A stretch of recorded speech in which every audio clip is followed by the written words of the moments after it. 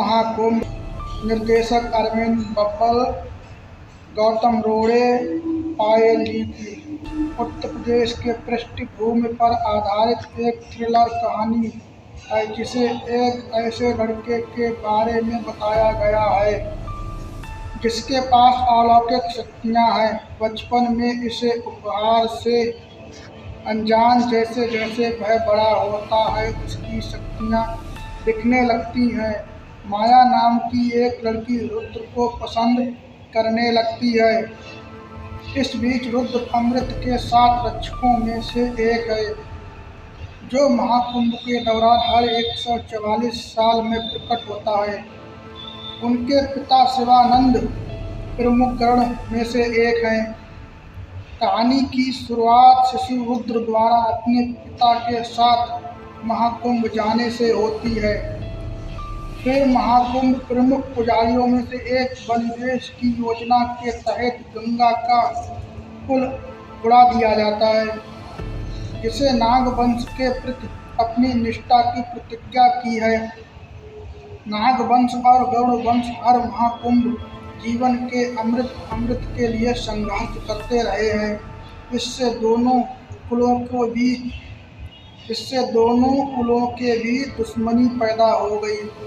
रुद्र के पिता का अपहरण ग्रेसन नामक व्यक्ति द्वारा किया जाता है, जो खुद को एक गुप्त समाज का सदस्य बताता है जिसका नाजियों से संबंध था। ठीक थुल सोसाइटी ग्रेसन रुद्र के पिता को पोलैंड ले आया, जहां उसे प्रताड़ित किया गया और अमृत के रहस्य के बारे में पूछताछ की गई।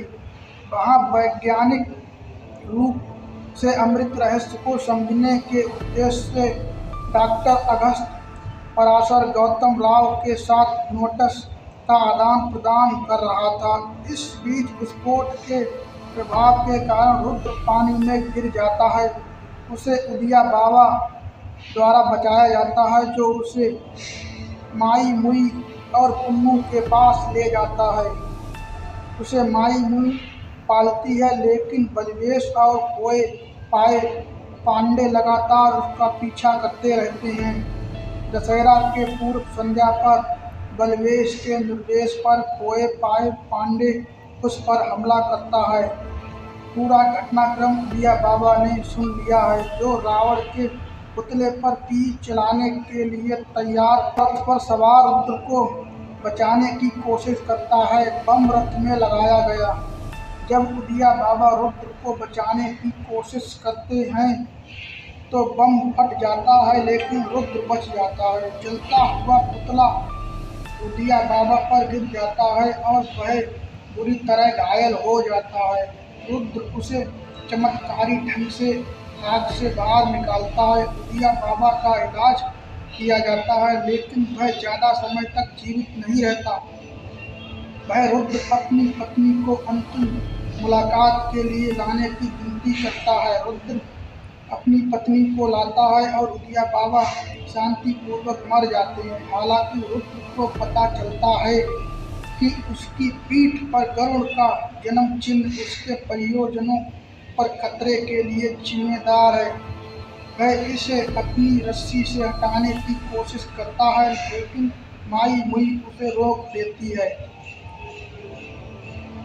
कोए पाए पांडे कहता है कि वह रुद्र के माता पिता को जानता है और रुद्र को बलिवेश ले जाता है, जहां उसे पकड़ लिया जाता है। लेकिन बाद में अपनी असाधारण शक्तियों की मदद से वह बलिवेश के चुंगल से बच निकलता है।